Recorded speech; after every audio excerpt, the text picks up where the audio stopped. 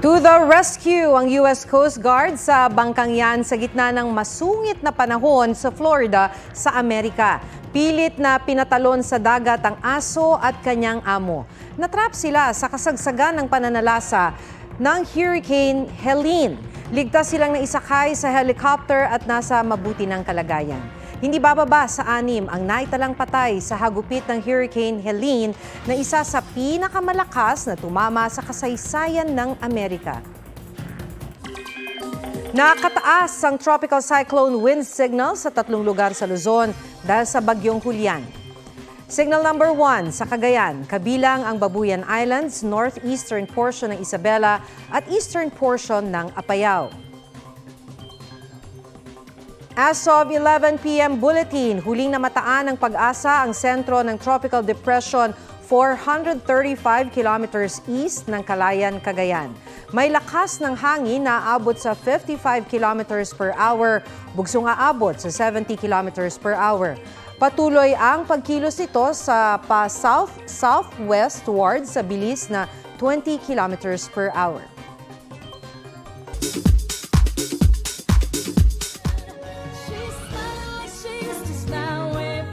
Hello, Love Again lead stars Alden Richards and Catherine Bernardo hindi nagpahuli sa Maybe This Time Challenge sa TikTok.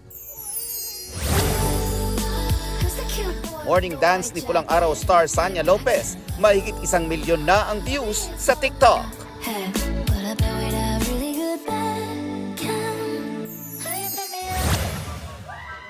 Guesting ng cast ng pelikulang Balota sa Kapuso Artist Tambayan, napuno ng tawanan at kulitan. Social media star Sasa Girl aksidenteng nabugahan ng tubig ni Rahil Birria.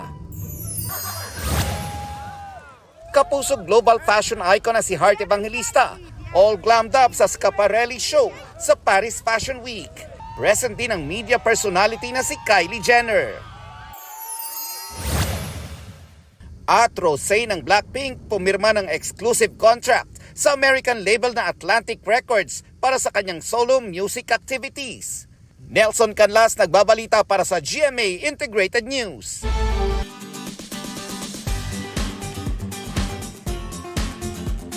Naging instant tea party ang paglalaro ng batang babae sa isang toy store. Ang kanyang mga ka-tea session, mga certified tito staff. Pusuan na yan sa report ni Marisol Abduraman. Sa shopping spree ng new toy, dapat sure na mag-enjoy. Tea set ang napagdiskitahan today nitong si Baby Istola. Maya-maya pa, nakipaglaro na rin itong si Kuya. Hanggang sa ang tea time, naging tea party with titos at naging kulitan na with their little cute customer. Free products testing at sure na 100% ang customer satisfaction. Dahil sa kanilang playtime, inulan ng papuri ang staff. Laging ang binabalik-balikan na mag-ama ang toy store na ito. Dahil parang ang binibiling toy ay may bundle ng kalaro. Marisol Abduraman, nagbabalita para sa GMA Integrated News. Huwag magpahuli sa mga balitang dapat ninyong malaman. Mag-subscribe sa GMA Integrated News sa YouTube. Sa mga kapuso abroad, subaybayan nyo kami sa GMA Pinoy TV at sa www.gmanews.tv.